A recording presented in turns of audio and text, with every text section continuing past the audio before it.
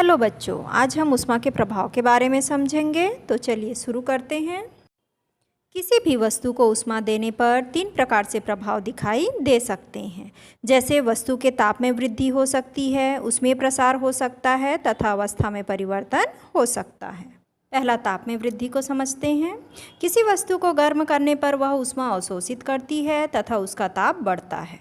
इसके अंतर्गत ऊष्माधारिता और विशिष्ट ऊष्मा को समझेंगे।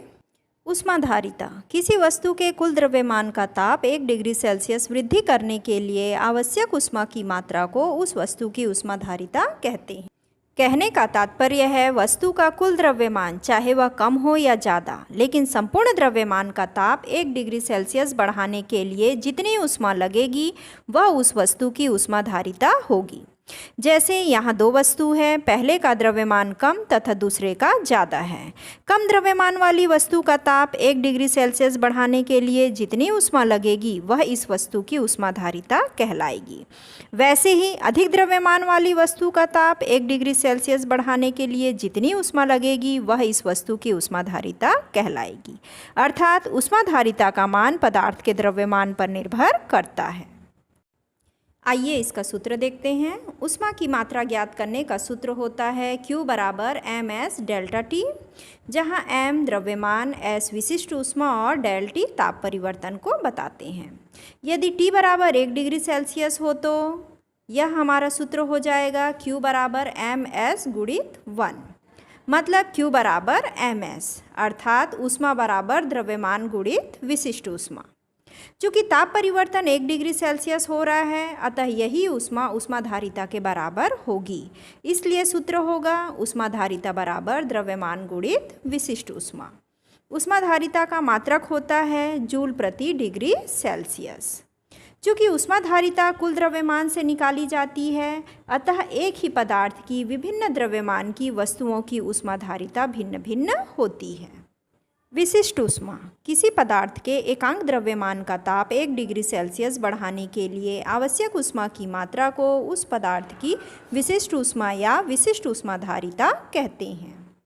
आइए इसका सूत्र देखते हैं। गर्म करने के लिए आवश्यक ऊष्मा की मात्रा 3 कारकों पर निर्भर करती है। पहला, वस्तु के द्रव्यमान पर। अधिक द्रव्यमान की वस्तु को गर्म करने के लिए अधिक ऊष्मा की आवश्यकता होती है तथा कम द्रव्यमान की वस्तु को गर्म करने के लिए कम ऊष्मा की जरूरत होती है। अतः कह सकते हैं ऊष्मा द्रव्यमान के समानुपाती होगी। Q समानुपाती m, जहाँ Q ऊष्मा और m द्रव्यमान है। दूसरा, ताप वृद्धि पर। वस्तु का ताप जितना अधिक बढ़ाना चाहते हैं उतनी अधिक ऊष्मा देनी पड़ती है, अतः ऊष्मा ताप परिवर्तन के समानुपाती होती है। Q समानुपाती डेल T, जहाँ डेल T ताप परिवर्तन है। तीसरा, पदार्थ की प्रकृति पर। भिन्न भिन्न पदार्थों को एक समान ताप तक गर्म करने के लिए भिन्न भिन्न मात्रा में ऊष्मा देनी पड़ती है। यह पदार्थ की प्रकृति पर निर्भर करता है। समीकरण 1 व 2 को एक साथ इस प्रकार लिखा जा सकता है। Q समानुपाती m गुणित डेल T। यहाँ समानुपाती चिन्ह को हटाते हैं तो एक नियतांक लगाते हैं तो समीकरण हो गया Q बराबर mS डेल T। यहाँ S समानुपाती नियतांक है जिसका मान वस्तु की प्रकृति पर निर्भर करता है। इसे पदार्थ की विशिष्ट ऊष्मा कहते हैं। माना द्रव्यमान 1 है तथा ताप परिवर्तन 1 डिग्री सेल्सियस हो रहा है, तो समीकरण होगा Q बराबर S, मतलब ऊष्मा बराबर विशिष्ट ऊष्मा। अर्थात विशिष्ट ऊष्मा ऊष्मा की वह मात्रा है जो एकांक द्रव्यमान में एकांक ताप की वृद्धि कर सके। विशिष्ट ऊष्मा ज्ञात करते समय द्रव्यमान एकांक रहना चाहिए, अर्थात 1 इकाई रहना चाहिए, जबकि ऊष्माधारिता ज्ञात करते समय संपूर्ण द्रव्यमान लिया जाता है। विशिष्ट ऊष्मा का SI मात्रक जूल प्रति किलोग्राम डिग्री सेल्सियस होता है। जिन पदार्थों की विशिष्ट ऊष्मा अधिक होती है वे देर से गर्म होते हैं तथा देर से ठंडे होते हैं, तथा जिनकी विशिष्ट ऊष्मा कम होती है वे जल्दी गर्म होते हैं एवं जल्दी ठंडे होते हैं। जैसे पानी की विशिष्ट ऊष्मा लगभग 4200 जूल प्रति किलोग्राम डिग्री सेल्सियस होता है, जिससे पानी देर से गर्म होता है तथा देर से ठंडा होता है। आइए इसका दैनिक जीवन में उपयोग देखते हैं। पहला, गर्म पानी की बोतल से रोगी की सेकाई करने में।